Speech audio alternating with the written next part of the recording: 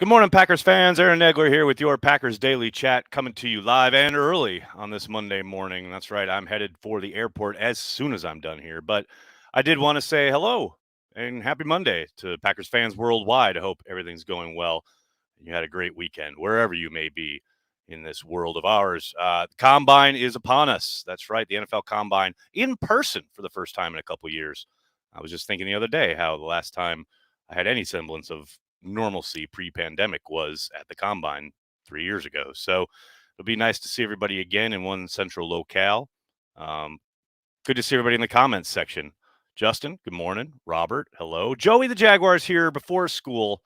Always throwing down, always die hard. Good to see you. And good to see Robin. How are you, sir? Hope the wife and boy are well. Good morning. Go, Pack, go. Don't miss the bus. I'll do my best. I'll do my best. That's part of the fun, though. That's the other part. I figured if I'm going to live out by the airport, I might as well take advantage of the fact that I can get in an Uber and be there in 5 minutes. So that's what I'm doing, folks. Old Timer Dave, good morning. I hope you're well. I enjoyed your podcast with Rich Eisen. Thank you, Justin. Very nice of you to say. Sandy, good morning. I hope you're well. Go, Pack, go. John, good morning. Have a bunch of gin and tonics on the plane, Nags, Rick. That ain't how I roll. I can't drink and fly. It's the weirdest thing, man. I know. It's kind of anathema to my entire brand, right? But nah, I can't do it. I have coffee all the time on the plane. D-line going to get a major look. Steve definitely going to get a major look by me. We'll see what the Packers are up to when it comes to the draft in a couple weeks/months. But given the state of their defensive line, you have to think they've got to augment something somewhere. Now, I don't know if that's going to be via the draft or possibly a low-priced free agent, emphasis on low-priced, but you have to think there's going to be some attempt to bolster the depth there. Dean Lowry coming off his best year as a Packer. I don't think anybody would question that. Kenny Clark is a god among men. But past that, I think, upgrades everywhere are needed. And we know with the cutting of Kingsley Kiki and various other kind of, I guess, contract positions that they have along the line, it's undoubtedly a position they're going to have to look at starting this week in the Combine and then pro days and probably take one in the draft. But it's certainly an area that needs addressing. Andrew, let's give Rodgers a 30-year contract to spread out the cap like the New York Mets did. Oh, man. Don't put the Packers and the Mets in the same sentence ever again, please. Or at least mention them similarly in the same chat, YouTube, Facebook, whatever. Can't have that. Can't have it. Yosh Neiman is solid. Mick, I very much agree. He is solid.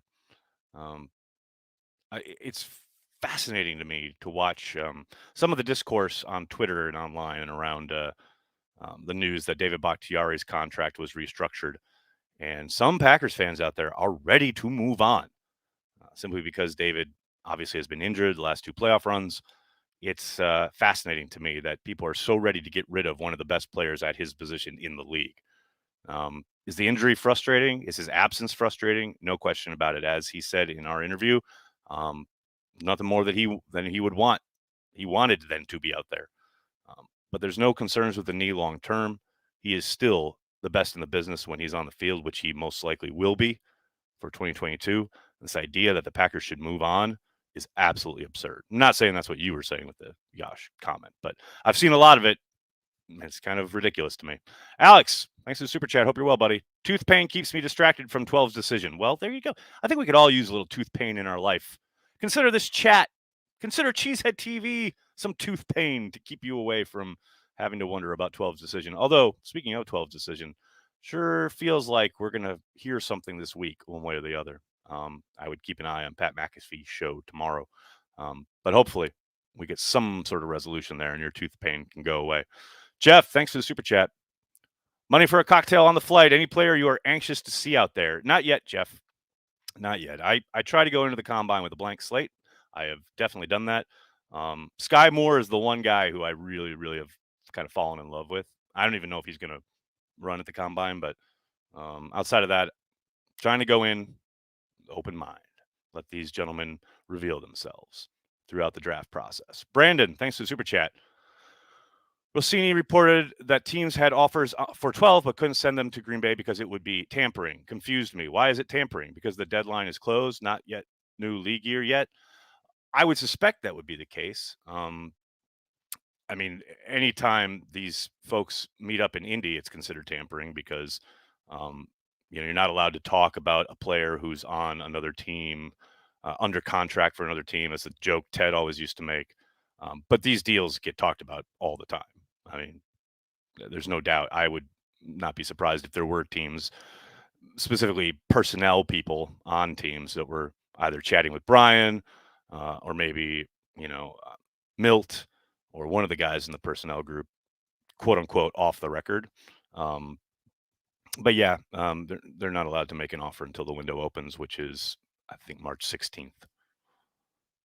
What else we got? Michael, good morning. Colby, how are you? Do I think he returns? Yes, I think he returns. And I think Olive gets a dog. God help us all. Andrew, can you run the 40 with Rich Eisen and record it? Andrew, if you were a Patreon member, you would know that Rich isn't running the 40 again this year, much like last year at the Combine. He'll be doing it at SoFi Stadium for NFL Network, with all proceeds going to various charities, including St. Jude, which is one of his partners for a long time. But they're doing it with a lot of different kind of celebrities, and the production has become I guess, bigger than the Combine. So he'll be running the 40, but just won't be at the Combine this year. Make sure you check out my interview with Rich on the Patreon page. I'd love to see Green Bay get Jordan Davis to help along the defensive line. I really like him. I really like his tape. Again, trying to come in with preconceived notions, but man, he is an exciting young player. No doubt about it. And man, if he dropped to 28, that would be a tough one. I don't know if that happens, but I would love to see that. Tell you my best NFL Combine story. Oh no, the best Combine stories are stories that can't be retold. But I will miss Sean Payton as a head coach. He was always good for a lively time. Although maybe he still shows up this week. A couple years ago, I think it was maybe the last year we did it in person. I'll never forget my first night in Indy. I went down to meet some friends down at Prime, and we were there very late. And at some point, discussion turned. It was a couple NFL Network, some ESPN, some coaches. I think Vrabel was there, and at one point, the conversation turned to the value of running backs. And Sean Payton was so. I mean, you talk about he literally stood on the table. You hear about stories about scouts banging the table for someone or standing on the table for a player they really believe in. Sean Payton legit stood on the table at Prime and shouted how valuable running backs were. So that's a fun one that I can tell.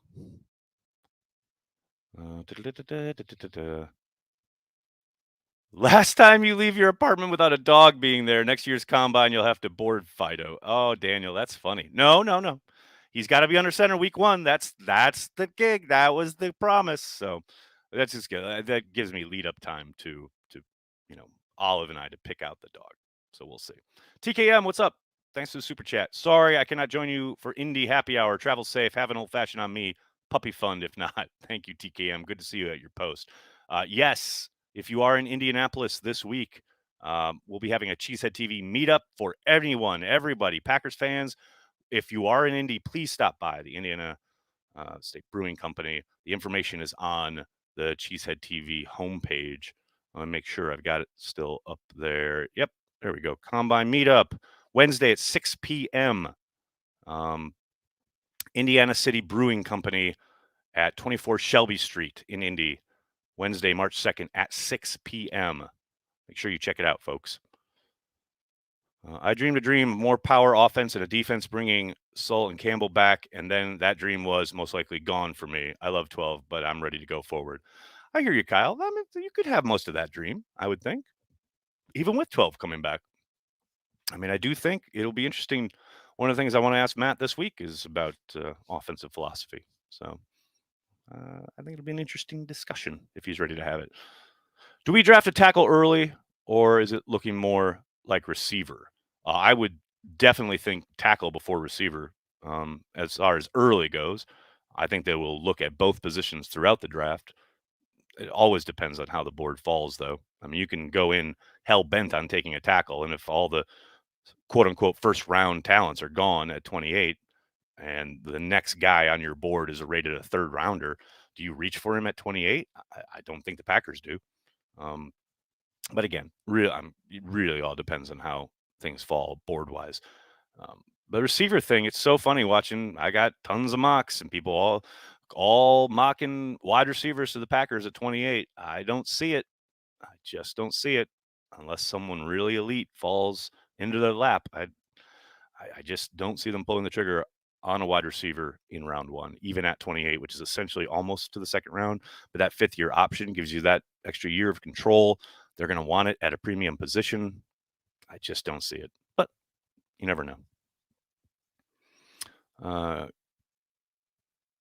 Which combine drill is most pointless? Andrew, I'm glad you asked that question because I've seen a lot of stuff about the combine and its usefulness and teams possibly going off of it, etc. And there's no doubt that the combine has been pumped up as a spectacle, right, by the NFL because they want to make it a media event. That is all true. I think smart NFL personnel people, and most of them are smart, understand the combine for what it is when it comes to the athletic testing and the drills, pointless though they may seem. It is simply a baseline to judge everybody and be able, you're able to compare as a scout. Okay, I love his tape. What are his measurables? What does he do in the 3-cone drill? What does he do in the 40-yard dash? What is his long jump, his high jump, whatever? Um, it's just a way to compare and contrast the athletic traits of a prospect comparative to A, what his tape says, and B, what the other guys at his position are doing. It's not in any way, shape, or form a be all end all, or most likely a deciding factor. They're not sitting there going, "Oh, well, he did really good in the 3-cone. He's probably a better prospect." They're simply using it as a reference tool, and essentially that drill, the pointless though it may be, becomes data. That's all it is. It's just data on a spreadsheet, and again, comparing to other prospects and how they line up, etc. And again, most NFL personnel people know that's the value. They're not sitting there going, "Oh, well, this he did this well in this drill. He's got to be bumped up the board." That ain't how it works. But because it is televised and because it has become such a media spectacle, it does get pumped up, and the narratives, the public narratives and perceptions of a player can drastically change. We see that every single year, post combine, winners and losers, and things like that. Most of that isn't worth the pixels it's printed with. You can safely ignore 98% of it. Pointless. You can say any drill is pointless, but there is a point to everything they're asked to do. Alex, thanks again for the super chat. Saw McVay won a 10 combine. Is that a norm? Yeah, the Rams haven't sent people for a couple years now. Well, sent people like, the last 2 years we haven't been in person, but the Rams didn't send people a couple years ago either. Although I know McVay was there because I met him actually the last time I was at the combine. But yeah, there have been teams that have started to kind of do everything virtually and not attend, which is one of the reasons I think the NFL wants to take this thing on the road. This is supposedly, it's not official yet, but supposedly the last year it's going to be held in Indianapolis. I know they want to get it out to LA and start traveling it around, much like the draft. But yeah, there are teams definitely that have pulled back from sending, not only their coaches, but their personnel people even. Big Cheese, what's up, man? Thanks for the super chat. What's your favorite position group to watch? You know what's weird is I go to the combine. I don't watch much of the drill work. I go there to network a lot, and there's definitely news being broken, and you hear from LaFleur and Gutekunst. I'll always have it on. It's always like if I'm in my hotel room, you're out in the evening at a bar or whatever. It's always on television, so you definitely like kind of notice 40 times and bench press stuff, but it's not like I'm sitting there wrapped, kind of engrossed in the drill work. Again, it's data. That's all it is. But that said, you love watching the quarterbacks throw, kind of how they line up with some of the route stuff that they're asked to throw, whether it's the deep stuff, the deep out, who can make that far hash throw, things like that. But for the most part, I don't get too wrapped up in it. Again, it's just people collecting data. And if that's your thing, it's cool, but that ain't my thing, really. Brandon, thanks for the super chat. Didn't Brian Gutekunst say it was a consideration last year to draft players that might impact the game immediately / more quickly. Thinks that's the approach this year. I don't know if he ever conceded that point directly, but I do know, it sure looked like it as far as the types of schools they drafted from and programs they, found guys in, like whether it was Ohio State, Clemson, what have you. I remember after the draft, I think I asked Brian about that regarding, you drafted a lot of guys from big programs who could potentially step in right away and contribute. And I think he did concede a little bit of that point, but I don't think he ever said, yeah, that was the idea behind it. All of that to say, do I think that that's a possibility again this year? You have to think so, right? Considering the all-in nature, if 12 is back, all the money they're pushing out.